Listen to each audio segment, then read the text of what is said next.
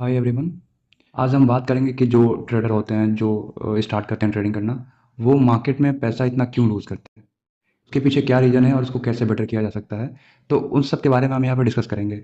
हम मेजरली यहाँ पे ये डिस्कस करेंगे कि कौन से वो मेजर रीज़न है जिनकी वजह से वो मार्केट में पैसे लूज़ कर रहे हैं। हम यहाँ पे मेजर 6 चीज़ों के बारे में बात करेंगे। तो मेक श्योर कि ये वीडियो आप लास्ट तक देखें। जो लास्ट के 2 पॉइंट होने वाले हैं वो मोस्ट इंपॉर्टेंट होने वाले हैं। तो चलिए इसको समझते हैं और ये देखने की कोशिश करते हैं कि किस तरह से वो ट्रेड करते हैं और क्यों इतना मार्केट में वो लूज़ करते हैं। तो बेसिकली मार्केट में 2 तरह के ट्रेडर होते हैं। फर्स्ट वन, जिनको ट्रेडिंग बिल्कुल नहीं आती है।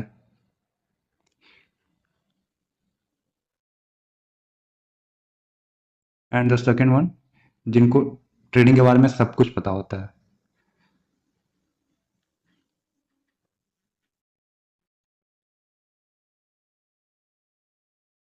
इनके पास एक स्ट्रेटजी भी होती है जिसे वो बैक टेस्ट भी किए होते हैं, और बैक टेस्ट में वो प्रॉफिटेबल भी निकल के आती है। लेकिन इन सारी चीज़ों के होने के बावजूद वो मार्केट से प्रॉफिट नहीं बना पाते हैं। इसके बहुत सारे रीज़न होते हैं, लेकिन मैं यहाँ पे मेजर जो रीज़न होते हैं 6, उनके बारे में बात करूँगा। तो जिनको ट्रेडिंग बिल्कुल नहीं आती है वो उनके लिए तो ये ऑब्वियस सी बात है कि वो मार्केट में पैसा उनका लॉस होना ही होना है, चाहे वो कितनी भी कोशिश कर लें। एक तरह से यहाँ पे वो गैम्बल कर रहे हैं। तो इनके लिए तो यहाँ पे कोई प्लेस है ही नहीं कि वो इस मार्केट में सस्टेन कर पाएँ और प्रॉफिट बना पाएँ। और दूसरे होते हैं जो कि जिनको ट्रेडिंग के बारे में लगभग सब पता है, स्ट्रेटजी भी उनके पास है, लेकिन फिर भी वो नहीं वो चीज़ एग्जीक्यूट कर पा रहे हैं और मार्केट से प्रॉफिट नहीं बना पा रहे हैं। तो हम इनके बारे में बात करेंगे। तो चलिए समझने की कोशिश करते हैं कि कौन से ऐसे मेजर रीज़न हैं जिनकी वजह से ये लोग मार्केट में इतने पैसे लूज़ करते हैं। तो सबसे पहला रीज़न है मार्केट में पैसा लूज़ करने का, वो है पेशेंस, या फिर उसे वेट करना कह सकते हैं। वेटिंग, कि वो वेट नहीं कर पाते हैं अपने सेटअप के फॉर्म होने का। उनको ऐसा लगता है कि अगर मार्केट में बैठे हैं तो यहाँ पे हमको ट्रेड करना ही करना है। अगर 3 से 4 घंटा वो बैठ गए हैं तो उनको लगता है कि हाँ यहाँ पे टाइम वेस्ट हो रहा है। तो इस केस में क्या जनरली हम करते हैं कि मार्केट के किसी मूव को ऑब्जर्व करेंगे। अगर हमारा ऐसा कुछ सेटअप है कि मार्केट अगर रेजिस्टेंस के पास जाता है, फिर यहाँ से अगर ये एक कैंडल बनाता है, ग्रीन कैंडल, फिर इसको एक रेड कैंडल से ये एंगल्फ करता है, तब यहाँ पे हमारी एंट्री होनी चाहिए, इसके ऊपर स्टॉप लॉस होना चाहिए। और इसके बाद से यहाँ से 1:3 या 1:2 के रिस्क रिवॉर्ड पे हमारे यहाँ पे ट्रेड होगा। तो ऐसा कुछ हमारा सेटअप होता है। लेकिन कभी कभी ऐसा क्या होता है कि मार्केट एक ग्रीन कैंडल बनाता है और उसके बाद से एक रेड कैंडल बनाएगा यहाँ पे, लेकिन पूरा एंगल्फ नहीं करेगा, उसके नीचे एक विक रहेगा। तो ऐसे केस में भी वो ये सोचने लगते हैं, क्योंकि वो ऑलरेडी 2 से 3 घंटे या फिर 3 से 4 घंटे यहाँ पे वो वेट कर चुके हैं। तो वो इस चीज़ को एज्यूम करने लगते हैं कि हाँ ये मेरा सेटअप लग रहा है, यहाँ पे मैं इंटर कर जाता हूँ। तो ये जो वेटिंग पीरियड होता है इसको वो बहुत अच्छे से हैंडल नहीं कर पाते हैं। उसकी वजह से जो मार्केट में जो चीज़ें दिखती भी नहीं हैं, वो चीज़ वो वहाँ पे देखने की कोशिश करते हैं, और फिर ऐसे केस में वहाँ पे एग्जीक्यूशन गलत होने लगता है। जो पैटर्न जो होते हैं वो गलत वो पिक करने लगते हैं, और फिर यहाँ पे वो रैंडमली फोर्सफुली इंटर कर जाएंगे और फिर यहाँ से उनका लॉस हो जाएगा। तो सबसे बड़ा जो विपन है एक ट्रेडर का, वो है वेटिंग।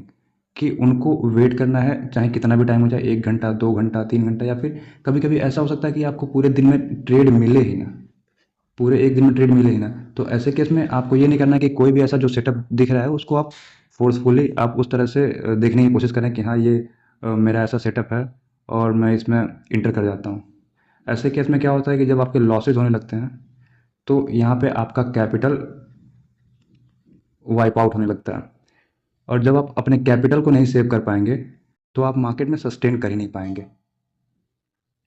तो इस केस में क्या करना है कि अगर आपका क्लियर सेटअप नहीं दिख रहा है यहाँ पे, तो आपको वहाँ पे वेट करना है, चाहे 1 घंटा लगे, 2 घंटा लगे, 3 घंटा लगे, 4 घंटा लगे, या पूरा दिन भी लग सकता है। तो अगर आपको सेटअप नहीं दिख रहा है तो आपको ट्रेड नहीं लेना है, as simple as that. Next हमारा आ जाता है second, FOMO, fear of missing out. इसको मैं पहले जो हमारा जो पहले टॉपिक हमने समझा है उससे मैं रिलेट करके समझाना चाहूँगा कि मार्केट में आप 3 घंटा 4 घंटा आप वेट किए पूरे पेशेंस के साथ, और उसके बाद से आप देखते हैं कि कुछ ऐसे मार्केट मूव कर रहा है लेकिन आपका यहाँ पे कहीं सेटअप नहीं बन रहा है। फिर 3-4 घंटा वेट करने के बाद क्या होगा कि सडन मार्केट मूव करने लगेगा। तो ऐसे में क्या होगा कि आप जो ये 2-3 घंटा वेट किए हैं उसके बावजूद भी आपको कोई सेटअप यहाँ पे नहीं मिला है। फिर ये जब प्राइस मूव करने लगा तो यहाँ पे आपको फोमो होने लगेगा कि इतना मूव आ रहा है मार्केट में और हो सकता है कि मैं इस मूव को मिस कर जाऊँ, या फिर अगर मैं कहीं यहाँ रैंडम इंटर करता हूँ तो ये प्राइस अप ट्रेंड में है, तो अगर लॉन्ग में यहाँ पे पोजीशन अपना बिल्ड करता हूँ तो मुझे प्रॉफिट हो जाए। तो आप क्या करते हैं कि इधर कहीं रैंडमली इंटर करने लगते हैं फोमो के चक्कर में। तो कभी एक कैंडल ऐसे फॉर्म होगी और आप सोचेंगे कि इसके हाई पे एंट्री कर लूँ और लो का स्टॉप लॉस लगा दूँ। तो यहाँ पे कोई आपका सेटअप है ही नहीं, नीचे से ये बड़ी बड़ी कैंडल फॉर्म होती हुई आ रही है, तो यहाँ पे कोई आपका सेटअप है ही नहीं। तो यहाँ पे क्या करेगा कि एक पुल बैक लेगा, आपका एसएल ले जाएगा, फिर ऊपर जाने लगेगा। तो आपको ये लगेगा कि यहाँ पे मैं सही तो था, लेकिन फिर भी यहाँ पे मेरा एसएल ले गया है, फिर भी और ये ऊपर जा रहा है। तो ऐसे केस में क्या करेंगे कि फिर आप दोबारा एंटर करेंगे जब ये इसको हाई को क्रॉस करेगा, या फिर कोई यहाँ पे एक और कैंडल बनाता है तो आप इसके ऊपर फिर एंट्री करेंगे, ये फिर वही करेगा, फिर आपका एसएल ले जाएगा, फिर ऊपर जाएगा। तो ऐसे केस में हो सकता है कि आपको 10 में से 1 बार या फिर 2 बार आपको इस मूव में प्रॉफिट हो सकता है, लेकिन मोस्ट ऑफ द टाइम आपको यहाँ पे लॉस बियर करना पड़ेगा। तो सबसे बड़ी दिक्कत ये है कि अगर आप वेट किए हैं उसके बावजूद भी आपका सेटअप नहीं मिला है और मार्केट मूव कर रहा है, तो इसमें आपको किसी तरह का फोमो नहीं होना चाहिए कि मैं इस मूव को मिस कर जाऊंगा, अगर मैं यहाँ पे इंटर कर जाता हूँ तो हो सकता है कि मुझे प्रॉफिट हो जाए। तो फोमो के चक्कर में नहीं पड़ना है। मार्केट जा रहा है जाए, मार्केट ओपन रहेगा, कल भी होगा, परसों भी रहेगा। तो कल परसों हम प्रॉफिट कर सकते हैं रेदर देन कि आज हम रैंडमली एंटर करके अपना हम कैपिटल वाइप आउट कर लें। And the third part is trailing SL. SL stop loss, इसको हम ऐसे समझने की कोशिश करेंगे कि जब भी कोई ट्रेडर ट्रेडिंग करता है और करियर की अपनी शुरुआत करता है तो उसके करियर का एक विन परसेंटेज होता है। जैसे कि मान लीजिए कि अगर आपका विन परसेंटेज है 50%, कि आप मार्केट में 50% ऑफ द टाइम करेक्ट होते हैं, या फिर 40% ऑफ द टाइम आप करेक्ट होते हैं। करेक्ट होने का सेंस इससे है कि आप जब एक कोई ट्रेड एग्जीक्यूट करते हैं, आई मीन अगर आप 10 ट्रेड एग्जीक्यूट करते हैं, 10 ट्रेड्स, तो उसमें से आपका जो अगर 50% आपका विन रेशियो है तो 5 ट्रेड आपके फेवर में जाता है, और 5 ट्रेड में आपका एसएल जाता है, वो आपके अगेंस्ट में जाता है। अगर आपका विन रेशियो 40% है तो उस केस में क्या होगा कि आपके फेवर में 4 ट्रेड जाएगा, आपके अगेंस्ट में 6 ट्रेड जाएगा।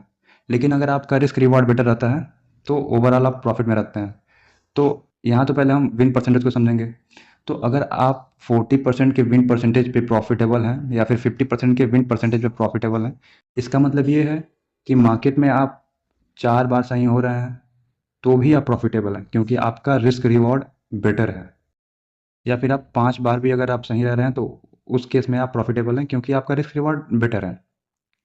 तो इसमें होता क्या है कि अगर आप 10 ट्रेड ले रहे हैं तो 5 सही है और 5 गलत है, मतलब कि 5 टोटली आपके अगेंस्ट में आ जाता है, तो भी आपको उससे फ़र्क नहीं पड़ता है।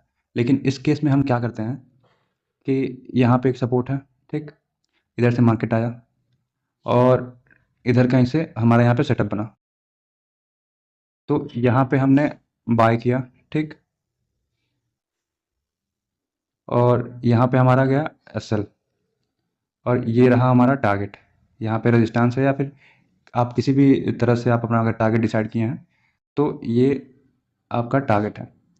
तो जब मार्केट यहाँ से मूव करता है, यहाँ से करने लगता है ऊपर, तो जब ये 50% के एबव मूव कर देता है, या फिर 50 से 60% या टारगेट के अपने थोड़ा करीब रहता है, तब उस समय पे क्या होता है कि हमारा जो पीएनएल होता है वो दिखने लगता है कि हम मतलब कि ऑलमोस्ट हमारे टारगेट के पास आ गया है, और लगभग जितना हमने एक्सपेक्ट किया था मार्केट से कि इतना मुझे रिटर्न देगा तो उतना दे दिया है। तो ऐसे केस में हम क्या करेंगे कि कभी हम अपना स्टॉप लॉस ये ट्रेल करके यहाँ पे कर देंगे, कभी यहाँ पे कर देंगे। तो ऐसे सिचुएशन में कभी कभी ये होता है कि मार्केट 50% टारगेट देने के बाद भी कभी कभी ऐसे डाउन साइड में आने लगता है। जो आपका एंट्री पॉइंट होता है वहाँ कभी कभी घूमने लगेगा। कभी कभी ऐसा होगा कि इसके नीचे भी जाएगा, लेकिन आपके एसएल तक नहीं जाएगा, ये इस वाले जोन से ही रिवर्स होके फिर आपका टारगेट देगा। तो अगर ये टारगेट आई मीन अगर ये ट्रेड सही भी है ट्रेड सही है और आपके फेवर में जा सकता है, लेकिन फिर भी अगर आपने इस एसएल को ट्रेल करके यहाँ पे ब्रेक इवन पे कर दिया या फिर 20-30% प्लस में यहाँ पे आप कर दिए, यहाँ से आपको आएगा, स्टॉप आउट करेगा, तो आपका जो ट्रेड जो चलने वाला भी था, जो आपके फेवर में भी जा सकता था, 100% प्रॉफिट दे सकता था, तो उसको भी आप 10% 20% के प्रॉफिट पे ही आप क्लोज कर देंगे। तो ऐसे केस में क्या होगा कि पार्शियल प्रॉफिट बुक होने लगेगा, और इस तरह से आपका जो विन परसेंटेज है वो 50% और 40% होने के बावजूद भी आप यहाँ पे प्रॉफिटेबल नहीं हो पाएंगे। तो अगर हम कोई भी स्टॉप लॉस यहाँ पे डिसाइड कर रहे हैं, यहाँ से हम बाय कर रहे हैं और यहाँ पे हमारा टारगेट है, तो इसको हम एज इट इज़ छोड़ देते हैं कि अगर हम एनालिसिस किए हैं तो उस पर हमको ट्रस्ट दिखाना पड़ेगा, और मार्केट को आप अलाउ करिए कि यहाँ से यहाँ जाए, फिर यहाँ से यहाँ तक आए, उससे मतलब नहीं है। जब तक कि ये हमारे एसएल को हिट नहीं करता है तब तक हमको अपना पोजीशन क्लोज नहीं करना है। तो अगर ये 50% के ऊपर चला जाए तो भी हमको अपना स्टॉप लॉस ट्रेड नहीं करना है, या फिर कहीं भी जाए, जब तक कि ये हमारा एसएल हिट ना करे या फिर टारगेट हिट ना करे। इन केस अगर आपको बहुत ज़्यादा ऐसा कंफर्मेशन मिल रहा है कि हाँ मार्केट अब यहाँ से श्योर रिवर्स कर जाएगा, तब वहाँ पे आप पार्शियल प्रॉफिट बुक कर सकते हैं, नहीं तो उसके पहले आप कभी नहीं करेंगे। एंड फोर्थ है ओवर एनालिसिस। एक्चुअली इसमें क्या होता है कि अगर आपके पास कोई टेक्निक है जिससे कि आप मार्केट को एनालिसिस करते हो और किसी जगह पे ट्रेड करते हो, जैसे कि बहुत लोग होते हैं ईएमए पे ट्रेड करते हैं, कोई फिब का यूज़ करते हैं, कोई आरएसआई को देखता है। तो कभी कभी ऐसा होता है कि हम चीज़ों को बहुत ज़्यादा कॉम्प्लिकेट कर देते हैं। जैसे कि अगर किसी का सपोर्ट रेजिस्टेंस पे बस वो ट्रेड करता है कि अगर सपोर्ट के पास आया, यहाँ पे रिजेक्शन लेने लगा, तो यहाँ से मैंने बाय कर दिया, यहाँ तक का टारगेट रख दिया। तो ये बहुत बेसिक सा जो एनालिसिस करने का तरीका है, बहुत बेसिक है। लेकिन जब हम इस चीज़ को कॉम्प्लिकेट करने लगते हैं तो यहाँ पे चीज़ें गड़बड़ होने लगती हैं कि मुझे बस ये देखना है कि सपोर्ट के पास आता है, सेटअप बनाता है, तो वहाँ पे हमको ट्रेड लेना है। लेकिन हम ये करने लगते हैं कि सपोर्ट के पास आया, यहाँ से देखें कि ये किसी सिंपल मूविंग एवरेज या फिर ईएमए का क्रॉसओवर दे रहा है, या फिर जो आरएसआई है वो कैसे बिहेव कर रहा है, मैकडी कैसे बिहेव कर रहा है, फीब का लेवल क्या है। जब हम 8-10 चीज़ों को हम यहाँ पे अलाइन करने लगते हैं कि सारी चीज़ें एक साथ अलाइन होंगी, तब हम यहाँ पे ट्रेड में एंटर करेंगे और ट्रेड एग्जीक्यूट करेंगे। तो वैसे केस में हम कभी ट्रेड एग्जीक्यूट कर ही नहीं पाते हैं, क्योंकि ये सारी चीज़ें कभी अलाइन हो ही नहीं सकती। तो ऐसे केस में हम जब चीज़ों को ओवर एनालिसिस करने लगते हैं तो वो चीज़ें कॉम्प्लिकेटेड होती हैं, तो उस केस में हम ट्रेड को एग्जीक्यूट नहीं कर पाते हैं। तो जो हमारा बेसिक प्लान है जो एग्जीक्यूट करने का मार्केट में, हमको उसी पे स्टिक रहना चाहिए। और पांचवा जो हमारा पॉइंट है वो है टेक्निक, कि हमारी टेक्निक ही इस समय थोड़ी कॉम्प्लिकेटेड हो गई है। जैसे कि अभी लगभग ऑलमोस्ट जितने भी न्यू बाय ट्रेडर भी हैं जो अभी स्टार्ट कर रहे हैं, उनको भी पता है कि सपोर्ट रेजिस्टेंस क्या होता है और ब्रेकआउट क्या होता है, और ब्रेकआउट को कैसे ट्रेड किया जाता है। तो हमारा इसको देखने का नज़रिया भी काफ़ी वैसे ही हो गया है कि जब भी किसी रेजिस्टेंस के पास जाता है तो हम यहाँ पे ये एक्सपेक्ट करते हैं कि ये इसको ब्रेक करके ऊपर चला जाएगा, तो हम यहाँ पे बाय की एंट्री ढूंढने लगते हैं। और जब ये किसी सपोर्ट के पास आता है तो यहाँ पे हम सोचते हैं कि ये इस सपोर्ट को ब्रेक कर देगा, तो यहाँ पे हम सेल की अपॉर्चुनिटी ढूंढने लगते हैं। लेकिन ये एकदम इसके अपोजिट होना चाहिए। तो अगर मार्केट यहाँ से स्मूथली नीचे आ रहा है और यहाँ पे अगर कोई सपोर्ट अगर नहीं है, तब हम ये एक्सपेक्ट करेंगे कि हाँ ये नीचे जाएगा। अगर यहाँ पे कोई सपोर्ट है तो हम ये कैसे एक्सपेक्ट कर सकते हैं कि ये ट्रेड ये कंटिन्यू करेगा। जो ये मूव आ रहा है वो सपोर्ट को ब्रेक कर देगा। तो हमें यहाँ पे सेल की जगह हमेशा बाय की अपॉर्चुनिटी देखनी चाहिए। और इसके ब्रेकआउट से पहले हमको कभी यहाँ पे एंटर ही नहीं करना चाहिए। अगर ये ब्रेकआउट आ गया है, फिर रिटेस्ट कर रहा है, फिर ये कंटिन्यू कर रहा है डाउन साइड में, तब यहाँ पे हम सेल की अपॉर्चुनिटी ढूंढ सकते हैं। और सेम इसी तरह से आप रेजिस्टेंस में भी कर सकते हैं कि जब भी ये रेजिस्टेंस के पास आए तो यहाँ पे हमको सेल का भी सेल की ही अपॉर्चुनिटी ढूंढनी है, बाय कभी नहीं करना है। अगर ये यहाँ पे बाय कर देता है अच्छे कैंडल से, फिर ऊपर जाता है, तो यहाँ पे हम कंटिन्यूएशन का ट्रेड प्लान कर सकते हैं, ब्रेकआउट का ट्रेड प्लान कर सकते हैं। तो ये है पांचवा।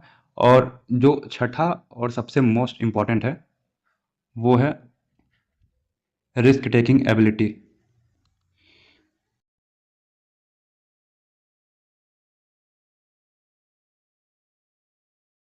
ये ट्रेडर की लाइफ में सबसे ज़्यादा इम्पॉर्टेंट फैक्टर है। मैं काफ़ी ऐसे ट्रेडर्स को अभी जानता हूँ जो कि अभी काफ़ी ज़्यादा फेमस हो गए हैं, लेकिन उनकी जो ट्रेडिंग स्टाइल है वो बहुत ज़्यादा अच्छी नहीं है, लेकिन फिर भी वो अभी बहुत सक्सेसफुल है, only because of risk taking ability. इसको हम ऐसे समझ सकते हैं, कभी कभी हमारे अंदर FOLM, आई मीन इसको कह सकते हैं फियर ऑफ लूजिंग मनी, आने लगता है कि अगर हम किसी ट्रेड में एंटर कर जाते हैं तो हो सकता है कि इसमें लॉस हो जाए, इसलिए हम कभी वहाँ पे ट्रेड में एंटर ही नहीं होते हैं। अगर आपका कोई सेटअप दिख रहा है, अगर आपको वहाँ पे लग रहा है कि हाँ ट्रेड चल सकता है मेरे फेवर में, लेकिन फिर भी आप ये सोच रहे हैं कि अगर मैं यहाँ पे ट्रेड एग्जीक्यूट कर दूंगा तो हो सकता है कि ट्रेड मेरे अगेंस्ट में आ जाएगा और मेरा लॉस हो जाएगा, तो ये जो फियर है मनी को लेके ना, कि कि मेरा लॉस हो सकता है, तो ये चीज़ को कंप्लीटली ख़त्म करना पड़ेगा, क्योंकि ट्रेडिंग में आपको मनी से एकदम डिटैच होना पड़ेगा, डिटैचमेंट लाना पड़ेगा। क्योंकि आप जब P&L को देख के या फिर मनी के बारे में सोच के आप कभी ट्रेड में ना इंटर कर पाएंगे और ना ही कभी अपना फुल प्रॉफिट बुक कर पाएंगे। तो जब तक आप मनी से आप डिटैच नहीं होंगे, तो ये आपको हर तरह से ये एक हर्डल की तरह काम करेगा और आपको कभी ये प्रॉफिटेबल होने नहीं देगा। क्योंकि जब आप पैसे के बारे में सोचने लगेंगे ना कि हाँ अगर ट्रेड में एंटर होता हूँ तो मेरा लॉस हो जाएगा, तो आप सेम वे इसी तरह तब भी सोचेंगे जब आप ट्रेड में एंटर हो जाएंगे और आपका टारगेट है 10,000 का, और यहाँ जब आप अपना प्रॉफिट देखेंगे 5,000 तक, तो आपकी आदत हो जाएगी जो फियर है पैसे को लेके। तो आप इस केस में क्या करेंगे कि आपकी ये हैबिट हो जाएगी कि आप पार्शियल प्रॉफिट लगेंगे बुक करने, आप कभी बड़े टारगेट को आप ले ही नहीं पाएंगे। तो ऐसे केस में आपका रिस्क टू रिवॉर्ड बहुत गड़बड़ हो जाएगा और आप बिग मूव कभी कैप्चर नहीं कर पाएंगे। तो आपको रिस्क लेना पड़ेगा अपने पैसे पे। अगर आप मार्केट में पैसा लगाएंगे नहीं तो आप ये कभी एक्सपेक्ट ही नहीं कर सकते कि आप मार्केट से पैसे कमा सकते हैं। तो आपको रिस्क लेना पड़ेगा, आपको अपने पैसे से डिटैच खुद को करना पड़ेगा। तो मैंने जो ये 6 चीज़ें आपको बताई हैं, अगर आप इस पे काम करते हैं, तो ये मेरी गारंटी है कि आपको प्रॉफ़िटेबल होने से कोई नहीं रोक सकता है, अगर आप एक स्ट्रैटेजी के साथ मार्केट में जा रहे हो तो। आई नो कि बहुत सारे ऐसे ट्रेडर हैं जिनके पास से उनको पता है कि इनकी स्ट्रैटेजी बहुत अच्छे से काम कर रही है, लेकिन फिर भी वो प्रॉफ़िटेबल नहीं हो पा रहा है। इसका मेन रीज़न ये जो 6 चीज़ें मैं बताया हूँ यही है, इसके अलावा कुछ नहीं है। तो आप इन पे काम करिए, फिर देखिए आपका रिजल्ट किस तरह से चेंज हो जाता है।